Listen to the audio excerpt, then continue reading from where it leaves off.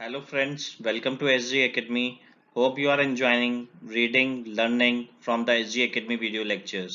अपने last video lectures में हमने बहुत सारे विजिबल सरफेस डिटेक्शन या डिटर्मिनेशन एल्गोरिथम्स के बारे में बात किया, जैसे कि बैक सरफेस डिटेक्शन, ए buffer method, depth buffer method या बैकफेस डिटेक्शन एल्गोरिथम। आज उसी कड़ी को आगे बढ़ाते हुए हम बात करेंगे स्कैन लाइन मेथड एल्गोरिथम। जैसे कि हम जानते हैं, विजिबल सरफेस को आइडेंटिफाई करने के लिए, डिटेक्ट करने के लिए हमने एल्गोरिथम्स को दो कैटेगरी में डिवाइड करके देखा था।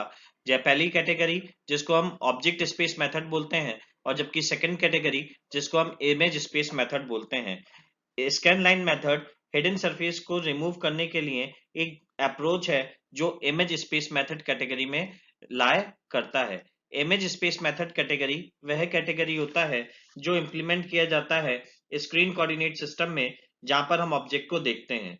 इमेज स्पेस एल्गोरिथम्स के लिए किसी भी पॉइंट की, किसी भी पिक्सल की इंटेंसिटी या विजिबिलिटी को डिसाइड करने के लिए हमें उस पर्टिकुलर पिक्सल को, पॉइंट को उस व्यू प्लेन पे ले जाना पड़ता है जहां पर हम उसे देखते हैं। अगर हम स्कैन लाइन मेथड की बात करें तो ये एक्सटेंशन है स्कैन लाइन एल्गोरिथम जो हम यूज करते हैं पॉलीगन के इंटीरियर पोर्शंस को फिल करने के लिए। यहाँ पर जो एल्गोरिथम है स्कैन लाइन मेथड, वो डील करती है एक बार में एक से ज्यादा सरफेस के लिए। यहाँ पर हमारे पास हर एक बार एक नई स्कैन लाइन होती है जो उस पॉलीगन सरफेसेस को एग्जामिन करती है जो हमारी स्कैन लाइन के साथ इंटरसेक्ट कर रहे होते हैं, और डिटरमाइन करती है कि कौन सा सरफेस हमारे लिए विजिबल होगा और कौन सा सरफेस हमारे लिए इनविजिबल होगा। इसके बाद ये विजिबल सरफेस, इनविजिबल सरफेस की डेप्थ कैलकुलेशंस को आइडेंटिफाई करती है और हमको ये बताती है कि कौन सा पॉलीगन का सरफेस नियरर है व्यू प्लेन से। फाइनली ये जो हमारा व्यू प्लेन होता है, जो नियरेस्ट पॉलीगन होता है, उससे उसकी इंटेंसिटी वैल्यूज को फ्रेम बफर में अपलोड कर देती है। किसी भी प्रॉब्लम को सॉल्व करने के लिए स्कैन लाइन मेथड अपने पास तीन इंपॉर्टेंट टेबल्स को बनाता है, जिसको हम बोलते हैं ET, PT and AET. ET stands for edge table, PT stands for polygon table and AET stands for active edge table. Edge table अपने पास जो सरफेस, हमारे पास जो प्रॉब्लम दिया होता है उसकी एज लिस्ट को मेंटेन करता है, जबकि एक्टिव एज टेबल उन सारी एजेस को अपने पास स्टोर करता है जो कि करंट स्कैन लाइन के साथ इंटरसेक्ट कर रही होती हैं in the order of increasing the x value.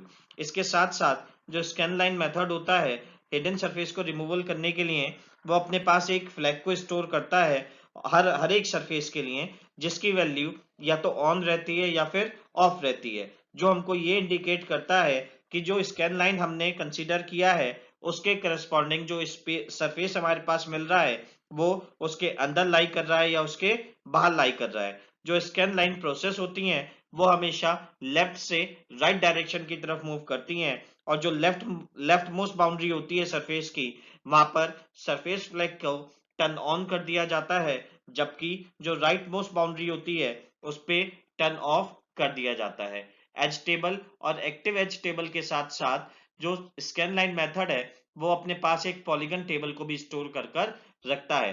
Polygon table में कम से कम coefficient of the plane equation हमारे पास होना चाहिए, हमारे पास शेडिंग या कलर इंफॉर्मेशन होनी चाहिए हर पॉलीगन के सरफेस की, और हमारे पास एक पैरामीटर होता है जिसको हम बोलते हैं इन आउट बुलियन फ्लैग, जो हमको आइडेंटिफाई करता है कि जो पॉइंट को हम कंसीडर कर रहे हैं वो फॉल्स है या ट्रू है with respect to the scan line.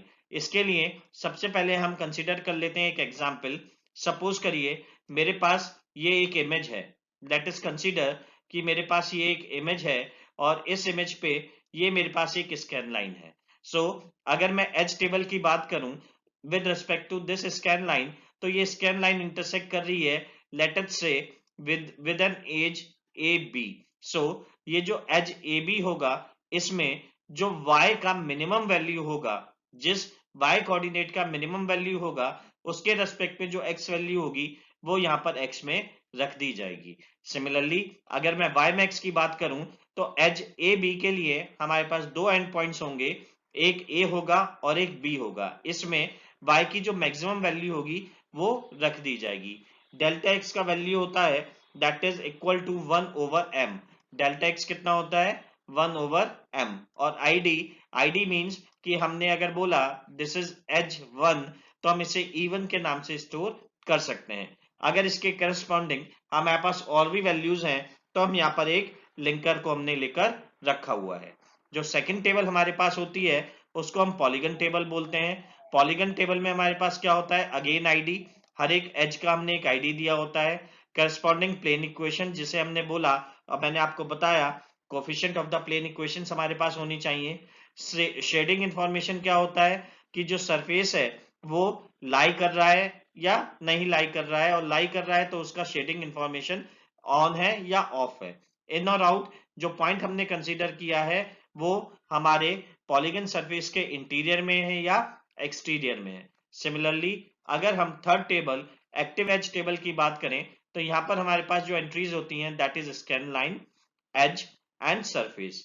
As line scan line का मतलब क्या हुआ, अगर मैं इसे बोलता हूं S1 तो यहाँ पर क्या एंट्री आ जाएगी स्कैन लाइन इज S1। ये कौन कौन सी एज के साथ इंटरसेक्ट कर रहा है, जैसे हमने यहाँ पर AB लिया, इस एज को मैं मान लेता हूं CD, इसे मैं ले लेता हूं EF एंड सो ऑन। सो जो एज होगी यहाँ पर तीन एक्टिव एज आ जाएंगी that is AB, CD and EF and so on. अब जो एज AB है वो अगर ये सरफेस S1 है और ये सरफेस S2 है तो कौन सी एज किस सरफेस को बिलोंग करती है वो यहाँ पर हमें मेंशन करना होता है। इस तीनों टेबल को अच्छे से समझने के लिए एक एग्जाम्पल को कंसीडर करते हैं। लेट अस सी कि कोई प्रॉब्लम स्टेटमेंट कैसे सॉल्व हो सकता है। पूरी प्रॉब्लम को समझने के लिए हमने यहाँ पर दो सरफेसेस कंसीडर किए हैं। एक को हमने बोला है सरफेस S1 और दूसरे को हमने बोला है सरफेस S2। सरफेस S1 चार वर्टेक्स से मिलकर बना है जो है A, B, C and D। Similarly जो सरफेस 2 है उसमें भी हमारे पास चार वर्टेक्स हैं E, F, G and H। यहाँ पर हमने तीन स्कैन लाइन कंसीडर की हैं SL1, SL2 and SL3।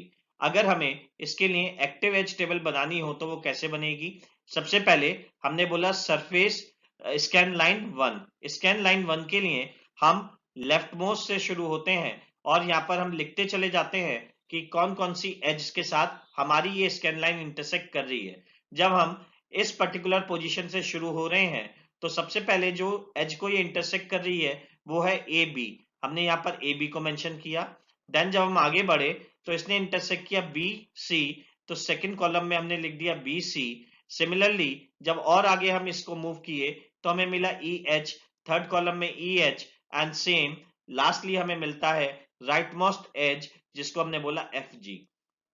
In the same manner हमने स्कैन लाइन 2 और स्कैन लाइन 3 के लिए भी एंट्रीज लिखी हुई हैं, लेकिन यहाँ पर हमको ये बताना होता है कि जो भी हमारी एक्टिव एजेस हैं वो किस सरफेस को बिलोंग कर रही हैं। फॉर एन एग्जांपल अगर हम सरफेस स्कैन लाइन 1 की बात करें तो हमारे पास एजेस क्या कौन सी हैं AB, BC, EH and FG। ये वही एजेस हैं जो हमने यहाँ पर लिखी हुई हैं। अगर हम AB एज की बात करें तो AB यहाँ पर सरफेस 2 कहीं भी बिलोंग नहीं कर रहा है इस एज के साथ, इसलिए हमने यहाँ पर लिख दिया सरफेस S1। सिमिलरली अगर मैं BC की बात करूं तो BC भी सिर्फ बिलोंग कर रही है सरफेस S1 को, तो यहाँ पर हमने लिख दिया surface S1। EH is completely belongs to S2, इसलिए हमने यहाँ पर S2 लिख दिया। अगर हम फाइनली FG एज की बात करें तो ये भी सिंपल सरफेस 2 को बिलोंग कर रही है, इसलिए हमने यहाँ पर लिख दिया है S2। Now let us see scan line 2। अगर हम स्कैन लाइन 2 की बात करें तो जो हमारा एज है AD ये हमारे सरफेस 1 को बिलोंग करता है, लेकिन जैसे ही हम EH की बात करते हैं तो EH जहां पर इंटरसेक्ट हो रहा है वो ये पॉइंट है, और यहां पर ये जो पॉइंट है ये सरफेस S1 को भी बिलोंग कर रहा है और ये सरफेस S2 को भी बिलोंग कर रहा है, इसलिए EH के आगे हमने लिखे S1 एंड S2। सिमिलरली अगर हम B और C की बात करें, एज BC की बात करें तो BC एज स्कैन लाइन 2 के लिए जहां पर इंटरसेक्ट कर रही है ये पॉइंट, ये भी दोनों सरफेसेस को बिलोंग करता है, इसलिए हमने यहां पर लिखा S1 एंड S2। फाइनली अगर हम एज FG की बात करें तो ये सिंपल एक पोर्शन को बिलोंग करता है, एक सरफेस को बिलोंग करता है that is S2। In a similar fashion हम स्कैन लाइन 3 के लिए भी सरफेसेस को लिख सकते हैं।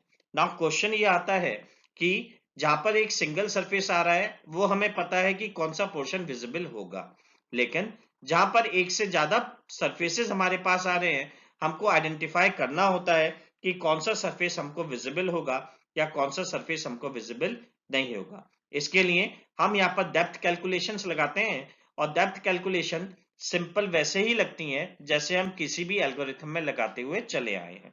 यहाँ पर भी डेप्थ कैलकुलेशंस को करने के बाद सारे सरफेसेस को on the basis of their depth हम सॉर्ट कर देते हैं और जो सरफेस हमारे पास व्यू प्लेन से सबसे नियरर होता है वो विजिबल हो जाता है, बाकी सारे पोर्शंस हमारे पास हिडन हो जाते हैं। अगर हम ये मान के चल रहे हैं कि जो सरफेस 1 है वो सबसे नियरर है तो हमें S2 को निगलेक्ट कर देना होगा, क्योंकि यहाँ पर भी सारे सरफेसेस की डेप्थ को निकालने के बाद हमें उन्हें सॉर्ट करना होता है। इसलिए मैंने आपको स्टार्टिंग में ही बताया था, इसलिए इन सारी एल्गोरिथम्स को 3D सॉर्टिंग एल्गोरिथम्स भी बोला जाता है। अगर हम इस पूरे एग्जाम्पल का सॉल्यूशन देखें after removing all the hidden surfaces तो वो शायद कुछ इस टाइप से मिल सकता है। यहाँ पर इन सारे सरफेसेस को निकालने के बाद हमको क्या क्या मिलेगा, सरफेस S1 मिलेगा और सरफेस S2 मिलेगा।